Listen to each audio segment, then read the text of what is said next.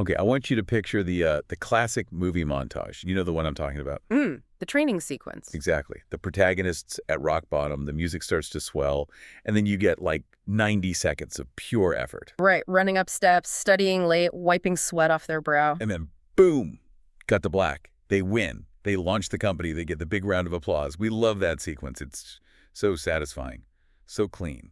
It's the highlight reel effect, right? Yeah. We love the compression of time because, let's be honest, the reality of that timeline is incredibly boring to watch. Boring and I think really misleading. That little 90-second clip can cover 5, maybe 10 years of a person's actual life. Yeah. And that's really what we're digging into today. Yeah. We've got a source here called The Silent Sculpting of Success, and what's fascinating is that it completely ignores the finish line. It doesn't care about the applause at all. Right. It's focused entirely on what it calls the gap, that agonizing silent stretch of time where you're putting in all the work, but the world hasn't noticed yet. And we should probably clarify the mission here before we go any further. This is not a how-to guide. Yeah. If you're looking for, 5 hacks to scale your business, this just isn't it. This source is basically a psychological map of the struggle. It's really for the person who is in that gap right now, feeling totally invisible and probably wondering if they're crazy for continuing. Which is a lot of people, I think. We're all working on something in the dark, a project, a career change, a new skill. And when you're in that phase, you feel like something's wrong. Totally. You think, if I were any good at this, it wouldn't feel this bad. Exactly. But the core argument of this text is that the misery, it isn't a bug.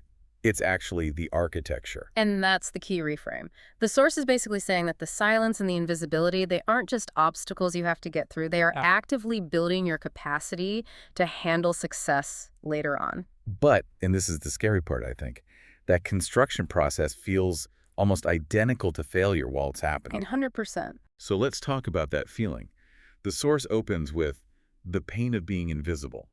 And, on the surface, that sounds a little bit vain, like, oh, nobody liked my post. Right, like it's just about ego. But the text argues it goes so much deeper. It's about the feedback loop. It's biological, really. We're social creatures, and our brains are just wired for feedback. I mean, think about it evolutionarily. If you spend a ton of energy hunting or building something and get zero return, no food, no status, no acknowledgement, your brain flags that as a waste of calories. It sends you a warning signal. It sends you a chemical signal that says, stop doing this. This is not a good survival strategy. So when you're, say, a writer publishing to an audience of 0, or a coder building an app nobody's downloading, it's not just that you're sad you aren't famous. No, you are literally fighting your own biology. You're fighting a survival mechanism. Yeah, and the source notes that silence offers no feedback, which is so true. Even criticism is better than silence. If someone tells you your work is terrible, at least you know you exist, you've had an impact. But silence. Silence makes you question your own reality. It forces you to ask that one really dangerous question. Am I just wasting my time? And the source points out that you can't actually answer that question while you're in it. That's the silent part, right? You don't get to know if the work is any good until much, much later. Which is just, it's terrifying. You're operating with no signal at all. And to make it all worse, while you're sitting there in that quiet void, what are you doing? You're probably looking at your phone.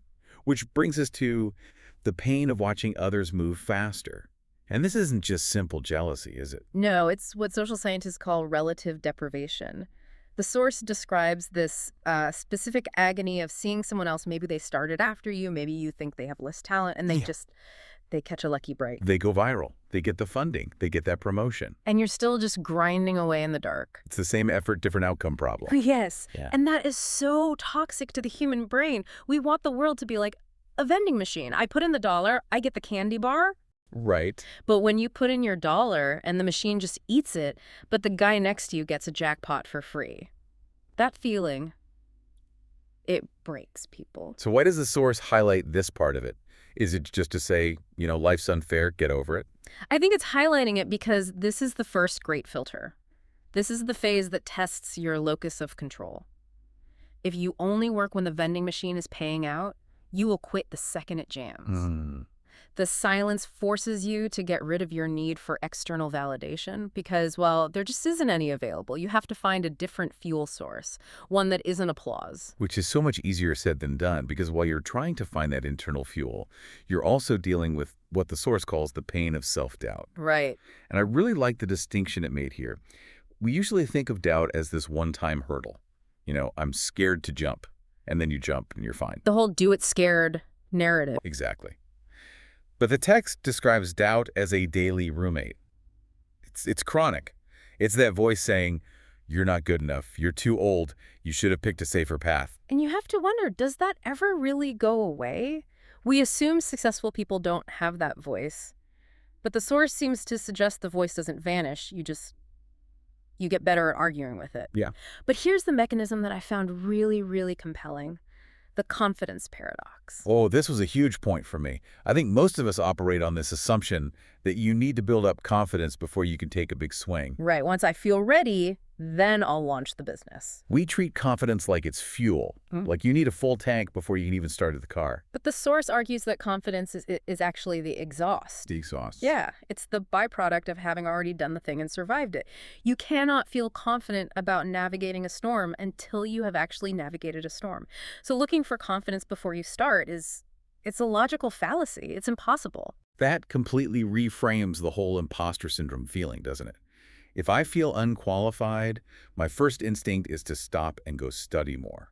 Which, let's be honest, is usually just procrastination in a trench coat. Totally. The source calls this the pain of starting without confidence. It validates that feeling. Feeling unqualified isn't a stop sign. It's just the toll you have to pay to get on the highway. You have to make these high-stakes decisions with low-quality information and zero guarantees.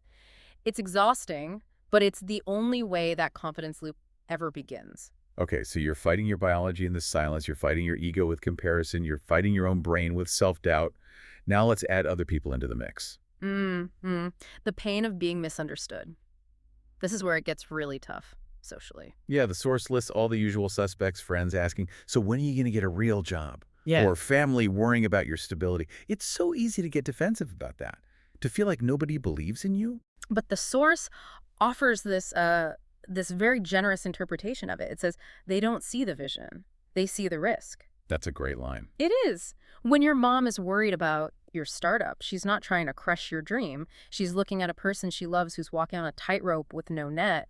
She's just reacting to the danger, not the potential. That's a really helpful way to look at it. Yeah. But then there's a line of the text that hit me even harder. It says, isolation happens not because people are cruel, but because growth creates distance. Growth creates distance. Just think about that physically for a second. If you're in orbit with a group of people, same habits, same weekends, same complaints, and then you strap a rocket to your back and start accelerating, you are physically going to move away from them. This is structural. It's physics. It's not that you're better than them. You're just moving at a different velocity. And the friction comes because we want to take everyone with us, but you can't. The source describes this phase as lonely because you've left the old tribe, but you haven't found the new one yet. You're just in deep space. And deep space is expensive. We have to talk about the pain of sacrifice, and not just the, I missed a party kind of sacrifice. The text really emphasizes sacrifice without immediate reward. That's the real kicker, isn't it? It's easy to work late if you know a bonus is coming on Friday. It is excruciating to work late for 2 years for a payoff that might never even come. You are giving up tangible, real things in the present. Sleep, comfort, stability, happy hours for a hypothetical future. You're essentially gambling with your life. Yeah. And this leads us to the part of the process that I think kills off the most people, the grind. Or as the source puts it, the pain of consistency. Right. We hear consistency is key. So often it's almost lost all meaning. But the source gets into the actual, the texture of it. It says doing it once is a rush. Doing it every day is a bore. You are so addicted to novelty. The beginning of any project is sexy and exciting. Yeah. The middle is just administration. It's just emails and spreadsheets. Exactly. The source argues most people will quit here not because it's too hard, but because it's too boring. Without the applause, the daily work starts to feel meaningless. Which brings up the whole motivation versus discipline debate. We all know discipline beats motivation. You see that on, every gym poster. But the source defines discipline in a way I hadn't really thought about before. It calls it effort without emotion. That's the critical distinction. Usually we try to hype ourselves into being disciplined. We watch a motivational video, we blast some music, we try to manufacture the feeling of wanting to do the work. We try to hack our motivation. Exactly. But the source says true discipline is emotional detachment. It's executing the plan regardless of how the operator feels. Can you do the work when you feel totally flat? When you're depressed? When you have absolutely zero inspiration? Effort without emotion. It sounds almost robotic. It is robotic, and that's the point. It's about becoming a machine that produces output no matter what the weather is like inside. The source says success is built in the moments that feel ordinary and heavy. We all want that montage moment, but the reality is that Tuesday morning where you're tired, you have a headache, and you just do the thing anyway. And nobody sees it. Nobody. The source calls these the defining moments because they're totally private. If you quit on that Tuesday morning, nobody would blame you. Nobody would even know. You could just slide back into a comfortable, average life. The decision to keep going is entirely internal. Which is a perfect segue into what I think is maybe the deepest part of this whole deep dive. This isn't just about what you're doing. It's about what's happening to you.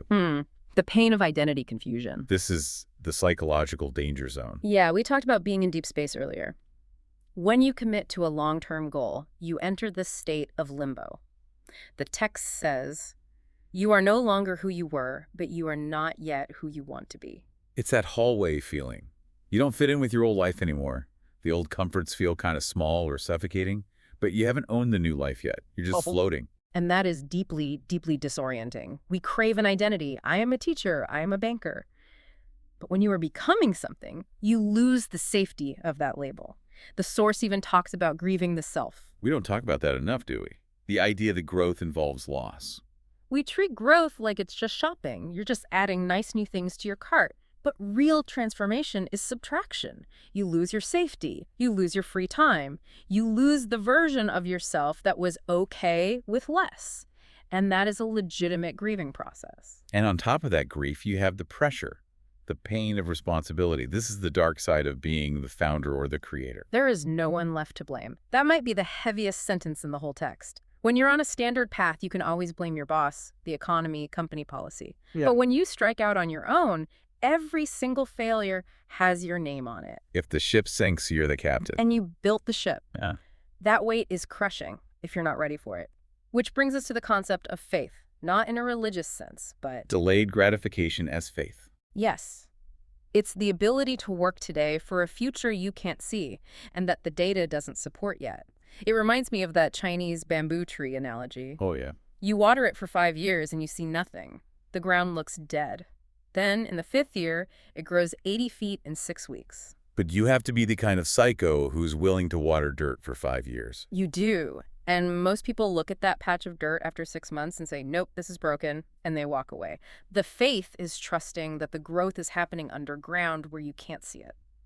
So we've laid out a pretty brutal landscape here. Invisibility, doubt, isolation, boredom, identity crisis, the terror of responsibility. It really begs the question, why? Why would anyone put themselves through this meat grinder? And this is where the source pivots to the so what? Why is all this necessary? And the argument is the pain shapes the character. So it's not just hazing from the universe. No, not at all. Think about the lottery winner phenomenon. You give someone massive success, millions of dollars, fame, access, but they haven't gone through the struggle. What almost always happens? They implode. They self-destruct. Right. Why? Because they have the weight of success without the structure to hold it.